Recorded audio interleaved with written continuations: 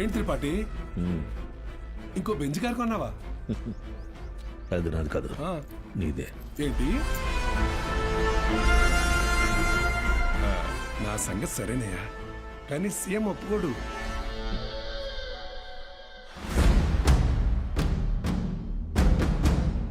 యో, నారాయణ స్వామి ఎందుకు వస్తున్నాడు? నీ సీఎం నువ్వు చెప్తే వినడు, కానీ అపోజిషన్ లీడర్ అసెంబ్లీ హాల్లో చెప్తే వింటాడుగా. త్రిపాఠి, నాకు చిన్న సాయం చేస్తావా? ఏంటి? దయచేసి నువ్వు రాజకీయాల్లోకి మాత్రం రాకయ్యా. డెఫినెట్ గా రాను. ఎడ్యుకేషన్ లో వచ్చేంత డబ్బు పాలిటిక్స్ లో రాదు. రాష్ట్రంలో నిరుద్యోగ సమస్య రోజు రోజుకి పెరిగిపోతోంది అధ్యక్ష.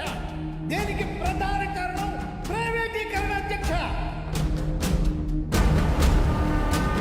రోడ్డు కాంట్రాక్టర్లు, రైల్వే కాంట్రాక్టర్లు ఇప్పుడు కొత్తగా గవర్నమెంట్ జూనియర్ కాలేజీలు నడపలేక ఇప్పుడు వాటిని కూడా ప్రైవేటీకరణ చేసేసారు. ప్రెసిడెంట్ గారు మీ ఇంటి దగ్గర పాలు పోయొద్దన్నారండి. కావాలంటే కేంద్రానికి వచ్చి డబ్బులు కట్టి పాలు కొనుక్కోండి, ఏమనుకోద్దు సార్. ఎంప్లాయ్మెంట్ ఎక్స్చేంజ్ దగ్గర లెక్చరర్ల పోస్టుల కోసం దరఖాస్తు చేసుకుంటా నా నిరుద్యోగ సోదరులకు ఏం సమాధానం చెప్తుంది ప్రభుత్వం? చదువుని ప్రైవేటీకరణ చేస్తున్న ఈ జీవాన్ని వెంటనే రద్దు చేయాలని నేను డిమాండ్ చేస్తున్నాను.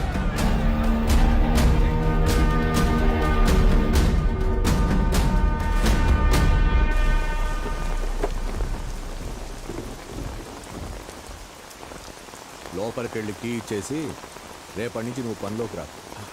ఏమైంది సార్? వెళ్ళి నీ కొడుకుని అడుగు. సార్,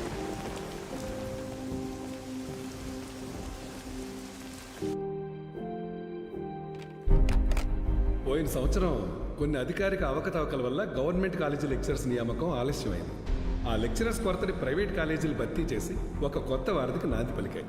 కానీ ఇప్పుడు పరిస్థితి మారింది. ఇటీవల జరిగిన ఇంటర్వ్యూస్లో 500 మంది లెక్చరర్స్ సెలెక్ట్ అయ్యారు. కానీ పోస్టింగ్స్లో ఇంకా అస్పష్టత నెలకొంది. దీనికి కారణం గవర్నమెంట్ కాలేజీలు మొత్తం ప్రైవేట్ కాలేజీల ఆధీనంలో ఉండటం. ఒక సదుద్దేశంతో తలపెట్టిన కార్యం నిరుద్యోగానికి కారణమవుతుంది.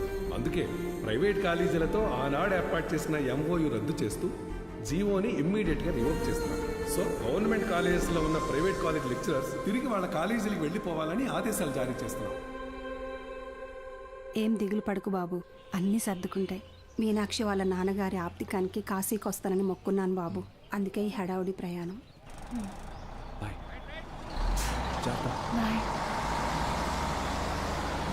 సతీ,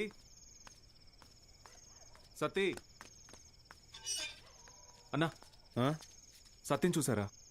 సారకుడి దగ్గర ఉన్నాడు.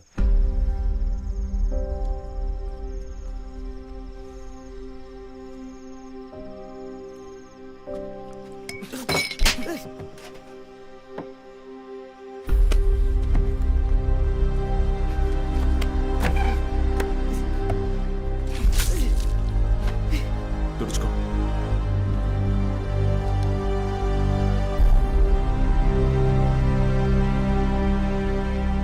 సెకండ్ ఇయర్ సప్లిమెంటరీ ఎగ్జామ్ రాయాలి, గుర్తుందిగా? నేనేం చెప్తే అది చేయాలి.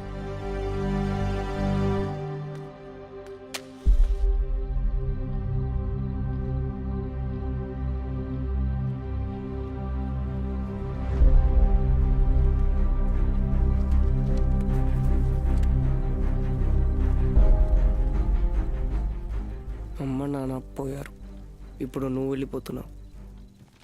ఇంకెవరికోసం రాయాలి?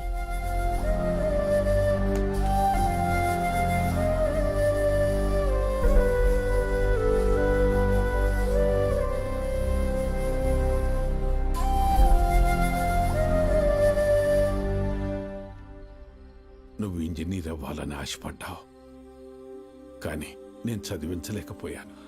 నన్ను క్షమించరా. ఎందుకు ఇప్పుడు ఓడిపోయాయి? నీ వల్ల అక్కడ ఒక్క స్టూడెంట్ ప్రయోజకుడైనా నేను గెలిచినట్టు భావిస్తాను. వాళ్ళ అమ్మా నాన్న ఆనందం వెనక నా కొడుకున్నాడని గర్వపడతాను. ఇప్పుడు ఏమైందని, ఎందుకు జరిగిపోయింది దాని గురించి బాధపడుతున్నావు? రే, అడిగింది కొనివ్వకపోతే ఆ పిల్లలు ఒక్కరోజే ఏడుస్తారు. కానీ వాళ్ళ అమ్మా నాన్న కొనివ్వలేని పరిస్థితి ఉన్నంతకాలం ఏడుస్తూనే ఉంటారు. నా ఏడుపు నీకు అర్థం కాదులే.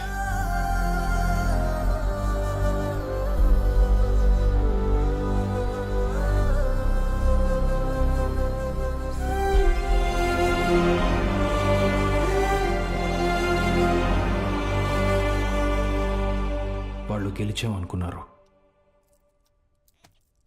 కానీ అస్సలు యుద్ధం అప్పుడే మొదలైంది.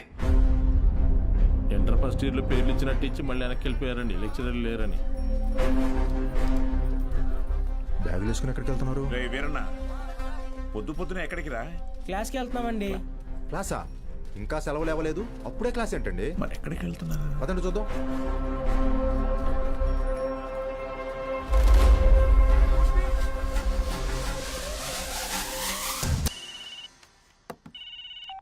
హలో బావా, ఆ మ్యాక్స్ గార్డ్ ఇంకా ఊళ్ళోనే ఉన్నాడు. పొలంలో పాకేసి ప్రైవేట్ పెట్టేశాడు. ఏం చేయమంటావు బావా?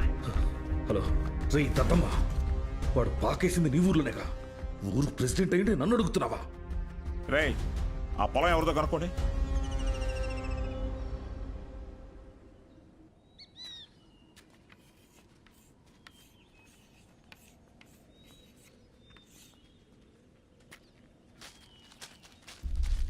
ఏం పంతులు బాగున్నావా?